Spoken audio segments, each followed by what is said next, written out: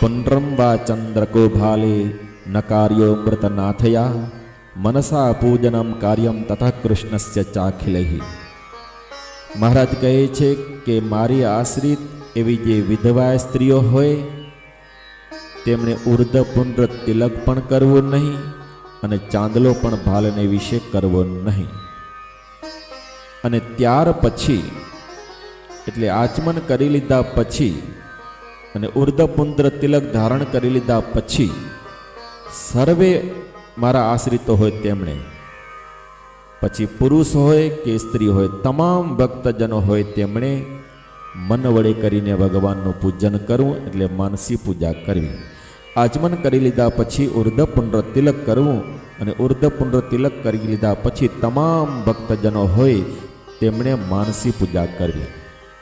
શતાનંદ સ્વામી વિવરણ કરતા સમજાવે છે કે આચમન કરી લીધા પછી સુવાસીની બાઈઓએ લલાટમાં જેમ ચાંદલો કરવો તેમ વિધવા બાઈઓએ તો લલાટમાં ચાંદલો પણ કરવો નહીં. શતાનંદ સ્વામી કહે છે કે જોકે ઉર્ધ પુંડ્ર તિલક અને ચાંદલો સાંપ્રદાયિક ચિહ્ન છે, છતાં એ બંનેની આભૂષણમાં ગણના થાય છે.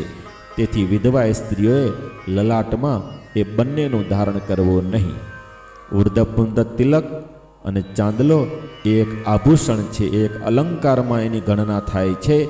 માટે વિધવા સ્ત્રીઓએ લલાટમાં એ બંનેનું ધારણ કરવું નહીં, કારણ કે વિધવા સ્ત્રીઓને આભૂષણો ધારણ કરવાની મનાઈ છે. ભૃગુ ઋષિનું વચન છે, વિધવા ધારયત નૈવ સૂક્ષ્મ વસ્ત્રમ અલંકૃતિમ ઇતિ. ભૃગુ ઋષિએ કહેલું છે કે વિધવા સ્ત્રીઓએ સૂક્ષ્મ વસ્ત્ર ધારણ કરવા નહીં અને અલંકારો પણ ધારણ કરવા નહીં.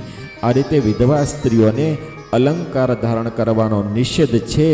તેથી વિધવા સ્ત્રીઓએ લલાટમાં ચાંદલો પણ કરવો નહીં, કારણ કે ચાંદલાની પણ અલંકારની અંદર ગણના થાય છે.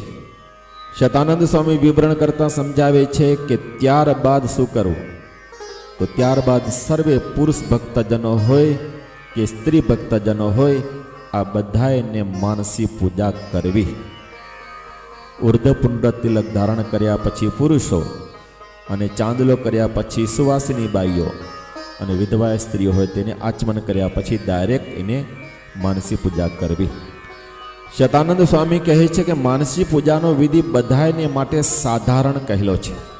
પુરુષો હોય તેમને ઉર્ધ પુંડ્ર તિલક ધારણ કર્યા પછી માનસી પૂજા કરવી. સુવાસિની બાઈઓ હોય તેમણે કુમકુમનો ચાંદલો કર્યા પછી ભગવાનની માનસી પૂજા કરવી. અને વિધવા બહેનો હોય તેમણે ચાંદલાનો અને ઉર્ધ પુંડ્ર તિલકનો નિષેધ હોવાથી આચમન કર્યા પછી તરત જ એને ભગવાનની માનસી પૂજા કરવી. આ રીતનો અહીં વિવેક સમજવો. હવે શતાનંદ સ્વામી માનસી પૂજાનો વિધિ સમજાવે છે કે માનસી પૂજા એટલે જેવા પોતે ભગવાનને પ્રત્યક્ષ જોયેલા હોય અથવા જેવા શાસ્ત્ર થકી ભગવાનને સાંભળેલા હોય એવા ભગવાનનું પ્રથમ ધ્યાન કરવું. ધ્યાન કરી મનમાં ભગવાનનું સ્મરણ કરી મનથી કલ્પેલા જે માનસિક ઉપચારોથી ભગવાનનું પૂજન કરવું એને માનસી પૂજા કહેવામાં આવે છે. મનમાં કલ્પેલા જે ઉપચારો તે વડે કરીને જે ભગવાનનું પૂજન કરવું એને માનસી પૂજા કહેવાય છે. અને એ માનસી પૂજા દિવસ દરમિયાન 5 વખત કરવામાં આવે છે. પ્રથમ પ્રાતઃકાળની માનસી પૂજા, બીજી મધ્યાહન કાળની માનસી પૂજા, ત્રીજી 4 વાગ્યા સમયની એટલે ઉત્થાન કાળની માનસી પૂજા, અને ચોથી સંધ્યા કાળની માનસી પૂજા, અને અંતિમ શયન કાળની માનસી પૂજા. આ રીતે 5 વખત માનસી પૂજા કરવી જોઈએ.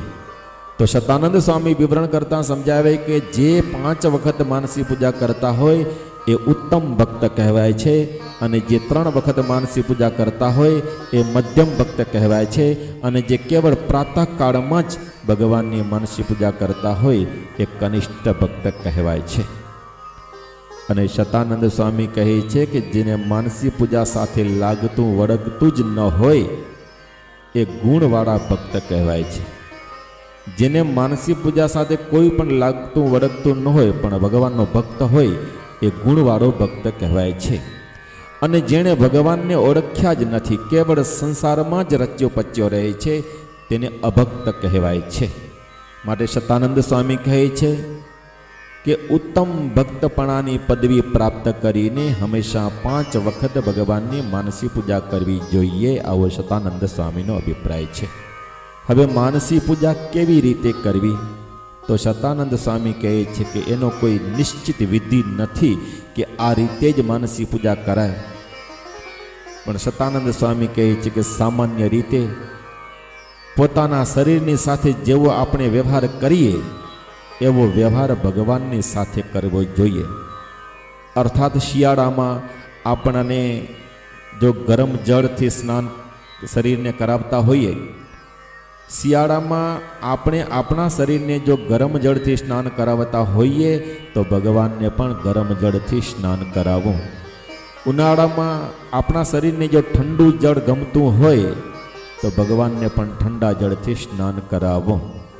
તો આ રીતે માનસી પૂજાનો કોઈ નિશ્ચિત વિધિ નથી.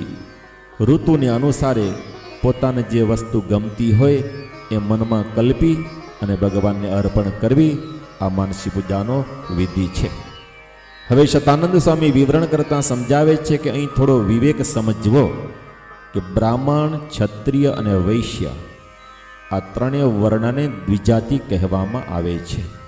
અને આ ત્રણેય વર્ણને દ્વિજાતિપણાને પમાડનાર યજ્ઞોપવિધ સંસ્કારનું પણ શાસ્ત્રમાં વિધાન કરેલું છે કે બ્રાહ્મણ, ક્ષત્રિય અને વૈશ્ય આ ત્રણેય વર્ણવાળા પુરુષો હોય તેને યજ્ઞોપવિધ સંસ્કાર પણ લેવો અને યજ્ઞોપવિધ ધારણ કરવી. તો આ ત્રણેય વર્ણને યજ્ઞોપવિધ સંસ્કારનું શાસ્ત્રમાં વિધાન કરેલું હોવાને કારણે ત્રણેય વર્ણવાળા પુરુષો હોય તેમને સંધ્યા વંદન કરવું જોઈએ. બ્રાહ્મણ હોય, ક્ષત્રિય હોય કે વૈશ્ય હોય, આ ત્રણેય વર્ણવાળા પુરુષોએ સંધ્યા વંદન કરવું જોઈએ.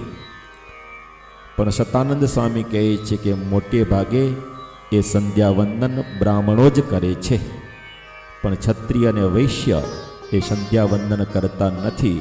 બ્રાહ્મણ સિવાય ક્ષત્રિય અને વૈશ્યને દેશકાળને અનુસારે એ લુપ્ત છે. બ્રાહ્મણ છે એ જ યજ્ઞોપવિધ સંસ્કાર ધારણ કરી અને સંધ્યા વંદન કરે છે, પણ ક્ષત્રિય અને વૈશ્યની વિશે એ દેશકાળને અનુસારે લુપ્ત છે. છતાં એ શાસ્ત્રનો વિધિ છે. માટે અહીં શતાનંદ સ્વામી કહે છે કે ત્રણ વર્ણવાળા જે પુરુષો હોય તેમને ઉર્ધ પુંડ્ર તિલક ધારણ કર્યા પછી સંધ્યા વંદન કરવું અને ત્યાર પછી માનસી પૂજા કરવી, આવો શતાનંદ સ્વામીનો અભિપ્રાય છે.